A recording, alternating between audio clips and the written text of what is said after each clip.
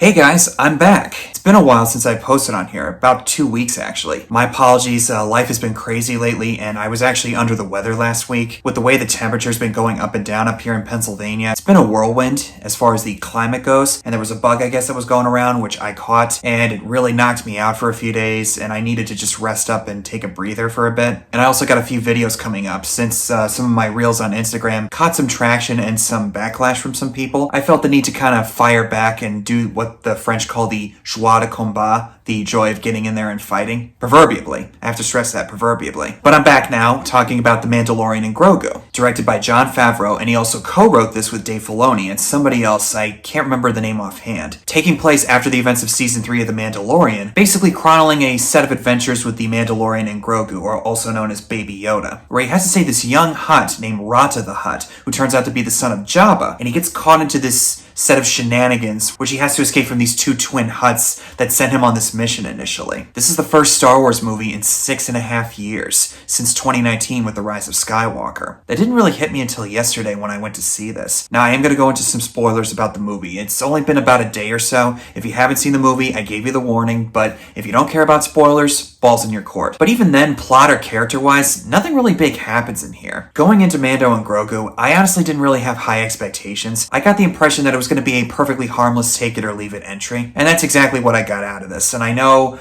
there's already some people that are bitching and crying over how this movie turned out quality-wise. Knowing how the Star Wars fan base is, shouldn't be that surprised, and I only watched maybe 1 or 2 reviews, and all I need to see are the thumbnails from other people that I follow and say, yeah, no, I already know what they're going to say. I know I shouldn't judge a book by its cover, or in this case a YouTube video by its thumbnail cover, but after how the fans were with the sequel trilogy some time ago, and even before then with how they were bitching about the prequel trilogy, suffice to say my patience ran out really quick. I can't stand the Star Wars fan base.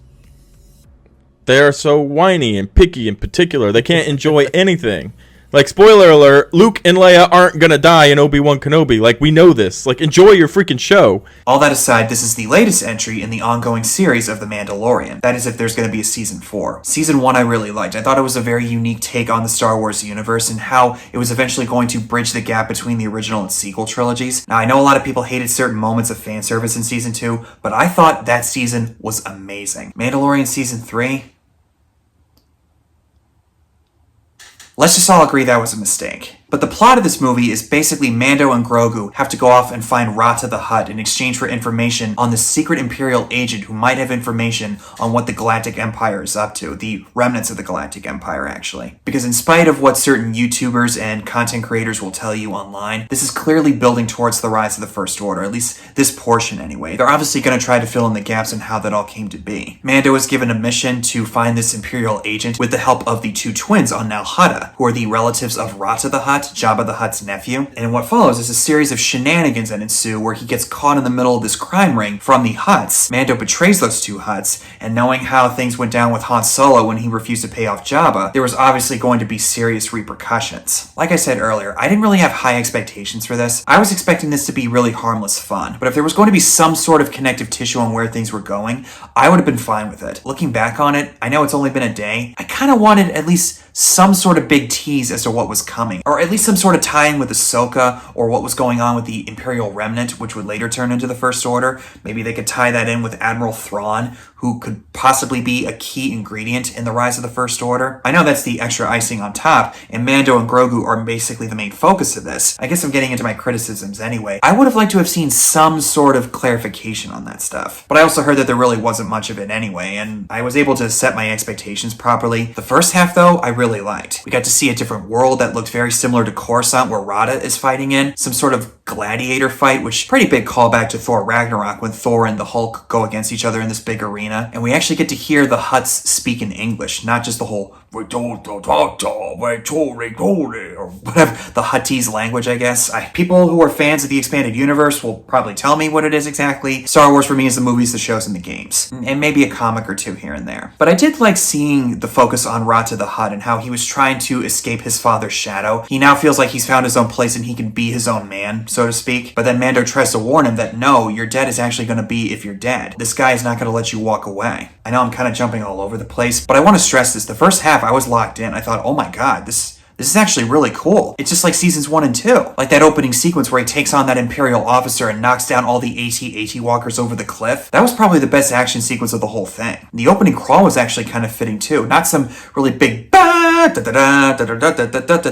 fits the overall style of the Mandalorian series, giving the usual exposition to the audience as to what's been happening. And it feels very much like a Western, so to speak. Jon Favreau has gone on record as saying that he always wanted to make a Star Wars movie or a project set in the underworld side of Star Wars, based on what we saw in the famous cantina scene in A New Hope. He wanted to expand on that world. And this series, I think, is basically him going down that rabbit hole, while also acknowledging the bigger picture of the Star Wars universe. The second half of the movie, though, started to lose me. When Mando gets captured by the Hutts, and he's forced to go up against these creatures that they have deep down, including that water dragon snake or whatever that poisons him by biting him. And you see Grogu and those little creatures who are the same species as Babu Frick from Rise of Skywalker. Those guys are kind of funny, admittedly, but after a while, I just found it to be kind of a drag. I thought, okay, this is getting a little tedious. Can we pick up the pace here? This whole movie feels like it's basically 2 episodes of the TV show melded into a 2-hour runtime. Is that a bad thing?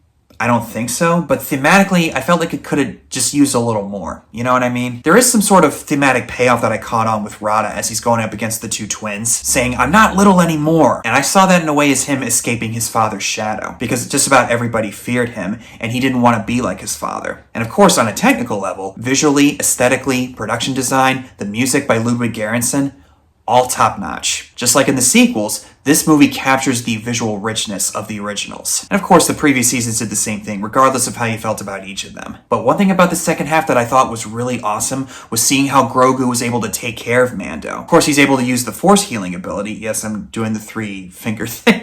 I can't help it. That kid, man, he's just... Alright, I'm done. But I guess this takes place over the course of a few days where we see Grogu bringing him back and giving him all of the medical attention that he needs. It shows you that Grogu is not just some adorable creature to have around. He's actually a useful ally. And it reminds me of the first Last of Us when Joel gets impaled by that group of cannibals. As it later turns out, Ellie takes care of him and resuscitates him. Instantly, it made me think of this meme from season 1 of Last of Us where it says, "Grogu, force heal me," and Ellie goes, "What?" As soon as I realized what was happening, it instantly came out of my mouth. Swear to God, internet's gonna internet. There's a few other things that I can bring up, like Stephen McKinley Henderson voicing that one fisherman who helps create the antidote for Grogu to use on Mando. Sigourney Weaver, she's just kind of in. She doesn't really have much to do. Dave Filoni has a small appearance as a New Republic pilot, which I kind of liked. Similar to M. Night Shyamalan whenever he shows up in any of his movies, like Signs, Unbreakable, and so on. Martin Scorsese as the vendor of that one food stand in the middle of that city. Oh, Marty. But if I'm being realistic about this movie, there's nothing really there to get me excited. I said earlier there was going to possibly be a season 4, I just looked it up. There's no plans as of right now, unless there's something that came out that I don't know about. I would have liked if there was a little more emotional oomph to this, because it doesn't really feel like it built towards anything significant. And the ending does leave some things open, but not necessarily for another sequel or another season. I would have liked just a little bit more of an idea of where things were going, like I said, but then again, I didn't expect much. This is where it's kind of conflicting for me, and realistically, the movie's just kind of objectively. I mean, I could watch it and have fun with it if I wanted to. More than likely, I'm going to buy it on Blu-ray or 4K when it comes out. I mean, I literally own every single Star Wars movie on physical media, so it would behoove me to include this in there somehow. I wonder sometimes if Mandalorian should have ended after Season 2, because with how Book of Boba Fett in Season 3 turned out, it easily lost its way, and I felt like they never really quite knew what to do with both Mandalorian and Grogu, because those two overnight became instant pop culture icons, not just with Luke, Han, and Leia, or Anakin and Obi-Wan, or even with Rey and Kylo Ren. I don't know how much this movie's going to make at the box office. I mean, I think there's a chance it could make a decent amount of coin, but I don't really see this breaking any records. I could be wrong on that, though. But right now, I think this is just a simple, fun time that Star Wars needs. I see this as more of stabilizing people's emotions on it. And of course, seeing the reactions online, or at least some of them anyway, doesn't really seem to matter. But as far as I'm concerned, this is right now what I think Star Wars needs. Now that some time has passed from Rise of Skywalker, just put something simple and fun out there for people to just sit back and relax on. Starfighter next year with Ryan Gosling, that might be a chance for Star Wars to enter some new territory. And that's set during the era of the sequel trilogy. Depending on how that turns out, that might actually fare better. Potentially, anyway. We'll see, though. I don't really have much to say about Mandalorian and Grogu, other than that it's, like I said, perfectly harmless and a take-it-or-leave-it entry. Didn't really feel that stirred emotionally about what was happening, at least maybe most of the time anyway. There was a couple moments that I really liked. Oh, I just remembered how Mando at one point calls Grogu kiddo. You had to get a little bit of Joel Miller in there, didn't you? It's really just a simple, fun time. If that's the kind of movie you want, there you go. If you want more, though, you're going to be disappointed. I do hope that as we get more Star Wars stuff going forward, that fans can actually get excited again. And now that we're under new management or new leadership with Jon Favreau and Dave Filoni, we might potentially be in better hands going forward. Based on past experience, though, I'm not going to hold my breath. We'll find out sooner or later, though. That's all I got for you guys. Thank you all so much for watching. Let me know what your thoughts are down below in this movie if you've seen it. If you'd like to see more from me, just hit like and subscribe. Stay tuned for more videos coming up very soon. And as always, I'll see you guys in the next one. Later!